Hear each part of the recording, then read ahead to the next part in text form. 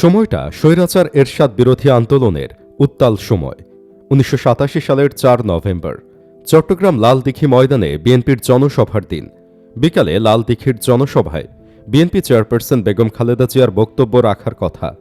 এদিন সকালের প্রথম বিমানে ঢাকা থেকে চট্টগ্রাম আসার কথা ছিল বেগম খালেদা জিয়ার, সাথে দলের ভাইস চেয়ারম্যান ডাক্তার বদরুদ্দোজা চৌধুরীর। স্বৈরাচার বিরোধী আন্দোলনে দেশের মানুষের কাছে একমাত্র বিশ্বাসযোগ্য নেতায় পরিণত হন বেগম জিয়া। চট্টগ্রামে লালদীঘি ময়দানে বেগম খালেদা জিয়ার উপস্থিতি থাকা ঠেকিয়ে দেওয়ার চেষ্টা চালায় স্বৈরাচারী সরকার। ঢাকা থেকে ফার্স্ট ফ্লাইটে বেগম খালেদা জিয়ার চট্টগ্রাম আসা বন্ধ করলেও দলের vice chairman doctor Badruddoza Chowdhury ঠিকই সেই বিমানে চট্টগ্রামে পৌঁছে যান। তখন বিএনপির চেয়ারপারসন খালেদা জিয়াকে অভিনন্দন জানাতে বিপুল সংখ্যক নেতাকর্মী বিমানবন্দরের বাহিরে অবস্থান করছিলেন। তারা যখন শুনলেন বেগম জিয়াকে চট্টগ্রামে আসতে দেওয়া হচ্ছে না বা হবে না, তখন অনেক নেতাকর্মী বিমানবন্দরের বাহিরে বিক্ষোভ মিছিল করতে থাকে। আর এই বিক্ষোভের নেতৃত্বে ছিলেন তৎকালীন চট্টগ্রাম মহানগর বিএনপির সাধারণ সম্পাদক একরামুল করিম। ওই সময়কার ঘটনা প্রবাহ নিয়ে কথা হয় চট্টগ্রাম দক্ষিণ জেলা বিএনপির তৎকালীন সাধারণ সম্পাদক কে এম ফেরদৌসের সাথে।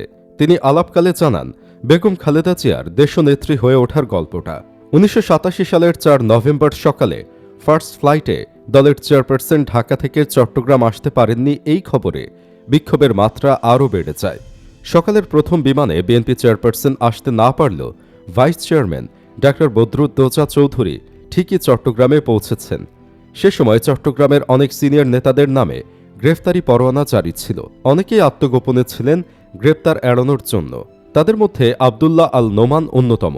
চট্টগ্রাম বিমানবন্দরের ভিআইপি লাউঞ্জে অপেক্ষমান ছিলেন ডাক্তার বদরুদ্দোজা চৌধুরী। তখনও বেগম খালেদা জিয়া চট্টগ্রামে এসে পৌঁছাতে পারবেন কিনা নিশ্চিত নয়, তবে তিনি ঢাকা বিমানবন্দরে অপেক্ষায় রয়েছেন। তখন মোবাইলের যুগ ছিল না। বিমানবন্দরের একজন কর্মকর্তার মাধ্যমে ঢাকার খবর নেওয়া হচ্ছে। স্বল্প সংখ্যক নেতার আলাপচারিতায় দেশের চলমান রাজনীতি নিয়ে কথার এক ফাঁকে ডাক্তার বদরুদ্দোজা চৌধুরী চট্টগ্রামে নেতাদের উদ্দেশ্যে একটা প্রস্তাব রাখেন। তা হচ্ছে, যেহেতু চট্টগ্রাম ব্রিটিশ বিরোধী আন্দোলন সহ অনেক আন্দোলন সংগ্রামের সূতিকার, শহীদ প্রেসিডেন্ট জিয়া এই চট্টগ্রাম থেকে স্বাধীনতার ডাক দিয়েছেন। এর আগে ১৯৬৬ সালে চট্টগ্রামের লালদীঘির মাঠ থেকে শেখ মুজিবুর রহমান ৬ দফার ঘোষণা দিয়েছিলেন। তাই বেগম খালেদা জিয়াকে চট্টগ্রাম থেকে কিছু একটা উপহার দেয়া হোক। ডাক্তার বদরুদ্দোজা চৌধুরীর এমন কথায় চট্টগ্রামের নেতারা আলোচনা করছিলেন কি করা যায়। তখন ডাক্তার বদরুদ্দোজা চৌধুরী প্রস্তাব রাখেন, স্বৈরাচার এরশাদ বিরোধী আন্দোলনে বিএনপি চেয়ারপারসনের যে আপোষহীন ভূমিকা তা স্মরণীয় করে রাখতে আজ লালদীঘির মাঠে বেগম খালেদা জিয়াকে দেশনেত্রী উপাধি দেওয়ার কথা।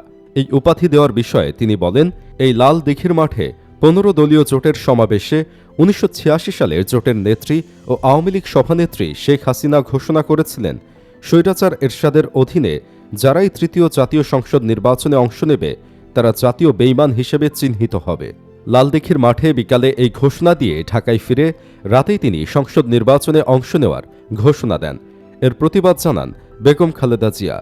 ডাক্তার বদরুদ্দোজা চৌধুরীর অসাধারণ এই প্রস্তাবের পর বিমানবন্দরের ভিআইপি লাউঞ্জের আশেপাশে কোথাও কোনো কাগজ না পেয়ে একটি সিগারেটের প্যাকেটেই এম ফেরদৌস প্রথমে দেশনেত্রী খেতাবের একটি খসড়া অভিনন্দন পত্র তৈরি করেন। পরে বদরুদ্দোজা চৌধুরী তা দেখে ছোট দুই একটি সংশোধন করে দেন। তখন উপস্থিত চট্টগ্রাম উত্তর জেলা ছাত্রদলের তৎকালীন সভাপতি নুরুল আমিনকে দিয়ে নগরীর হাজারী গলির ফটো বান্টিংয়ের দোকানে পাঠিয়ে অভিনন্দন পত্রটি লিখিয়ে তৈরি করার জন্য দেন। উত্তর জেলা বিএনপির সাধারণ সম্পাদক গোলাম আকবর খন্দকার আনুষঙ্গিক খরচপত্র দিয়ে নুরুল আমিনকে পাঠিয়ে দেন। ১৯৮৬ সালে অনুষ্ঠিত তৃতীয় জাতীয় সংসদ নির্বাচনের পর প্রথম চট্টগ্রামে জনসমাবেশে বক্তব্য রাখবেন। নির্বাচনের পর থেকে বেগম খালেদা জিয়ার আপোষহীন আন্দোলনে দিশেহারা হয়ে পড়ে স্বৈরশাসক এরশাদ। সকালের ফার্স্ট ফ্লাইটে বেগম জিয়ার চট্টগ্রামে আসা ঠেকাতে পারলেও শেষ পর্যন্ত বিমানেই তিনি চট্টগ্রামে পৌঁছান দুপুরের দিকে। বিকালের আগেই দুপুর থেকেই লালদীঘির ময়দান লোকে লোকারণ্য হয়ে ওঠে। এ সময় মাঠে এসে উপস্থিত হন এরশাদ সরকারের হুলিয়া মাথায় নিয়ে আত্মগোপনে থাকা সেই সময়ের চট্টগ্রাম মহানগর বিএনপির সভাপতি আবদুল্লাহ আল নোমান। সমাবেশে তার উপস্থিতি নেতাকর্মীদের উজ্জীবিত করে তোলে।